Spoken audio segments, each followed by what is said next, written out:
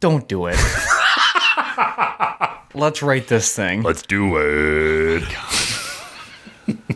Label branding. What do you think? So, For me, it's very bland. yes, I would give it normally a B, but one cool thing. So look at the bottle. Look at it straight on. You see all the Japanese letters behind it? Is that their apology for what they did to us in Pearl Harbor? Or? Jesus Christ. All right, I'm muting Mike for the rest of the time. No, what is behind there, what you can see through the bottle, is that entire woodsman story in Japanese, which that is sick. That is incredibly awesome. Yeah, so I'm going to bring that up is. to a B plus. All right, B plus. I agree. I agree. You know, I don't know why I said BP, like the BP oil spill or something. But that is sick how that has the entire story. If I could translate Japanese, I would have read it from there. But my Japanese is like a 9 out of 10 out of 10 out of 10 right now. So, You mean- Kumamoto. you mean a negative 9 out of 10? 100%. So there's, And it's like, it has that, like, it as gross as it sounds, it does have like a dehydrated urine color. yeah. But when you pour it, it's actually kind of like kind of almost like a wine, like a white wine. Yeah, I agree. The thing about Japanese culture is that a lot of Americans, not all, but a lot, really don't know anything. Yeah. And their culture is, really, in a sense, it is beautiful. Like, there is a lot of benefits that we could pick and choose, and then we could learn a lot from them. 100%. And it just sucks that we really just were never taught basically anything outside of World War II. Mm-hmm. So, I mean, there's a lot to this, dude. Like, yeah, I got a B plus, but they have like a gentleman on top of their cork. It is an actual cork, which is nice.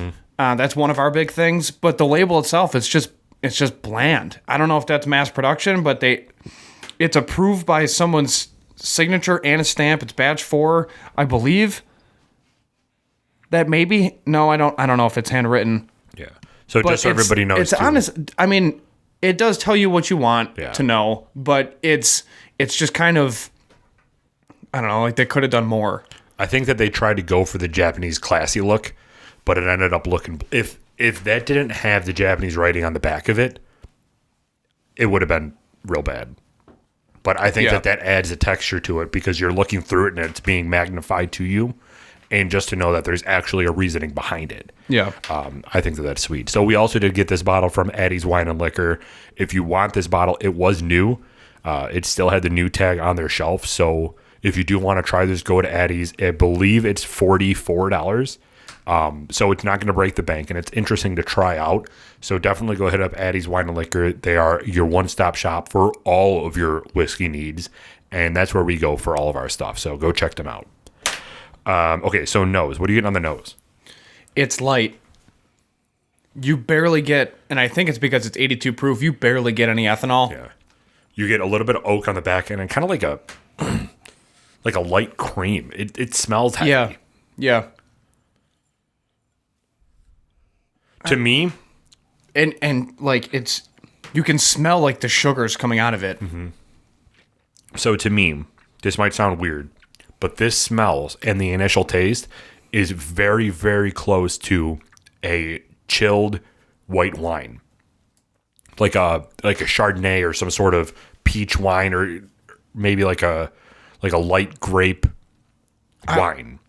I just think it's very similar to a white, but it's not.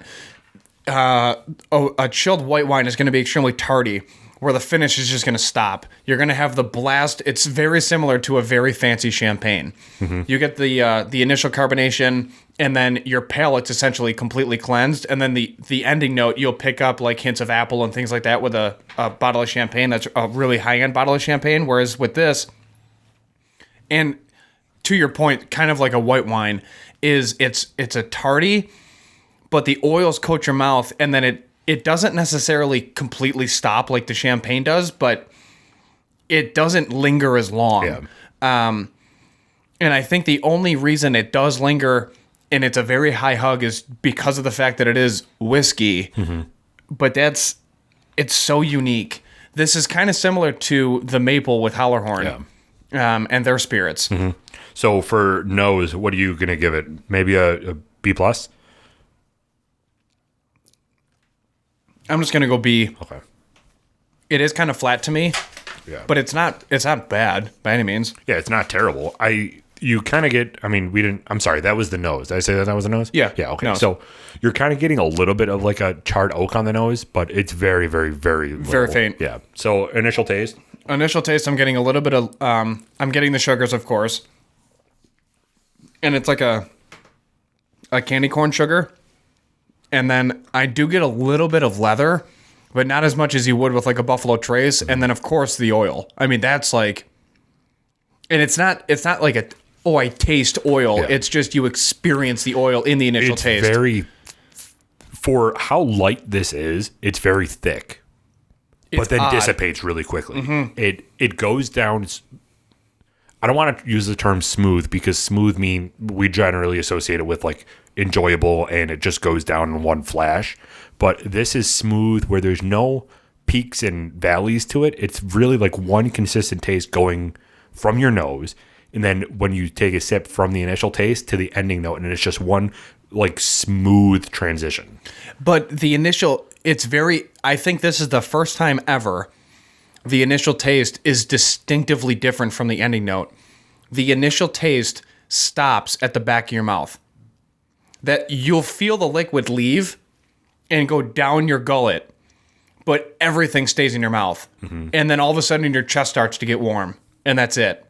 And you're like, what is it? Like, why, what is happening? And it's very, very hard to describe, but it's worth experiencing because all of the burn and all of the tasting note is in your mouth, and then your whole mouth gets coated with oil, which is why we pause so often because we have to swallow everything. It's right when your taste buds start. Yeah. That's where the flavor, you like get a burn, like an alcohol burn, and that's all the flavor staying in your mouth, then it's just going down. But it's so faint.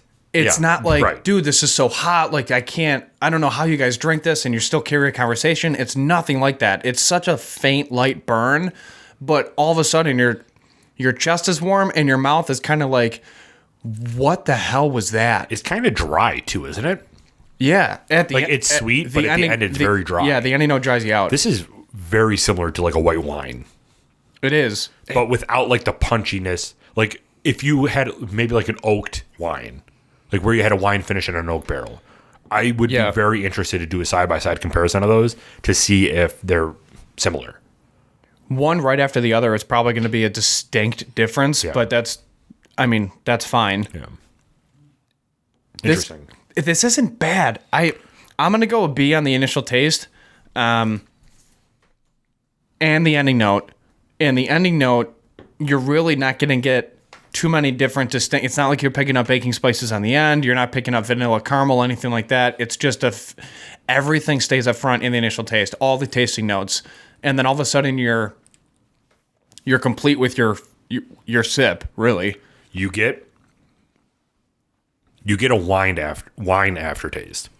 So that's where we're going with the dryness of the like the sweet but dry wine. Yeah. It's kind of like if you were to drink a very sweet wine at first, take that half and then take a sip of a very dry wine and take the back half of that. That's how this is going down. Kind of like a I don't know, like a green grape type aftertaste. Yeah, I agree. All right, so ending note. We said B on this one. All right, so ending note. You ready? Final rating, you mean? Yep, that's what I meant. Final rating. You ready? All right. Give me that countdown. 3, 2, 1.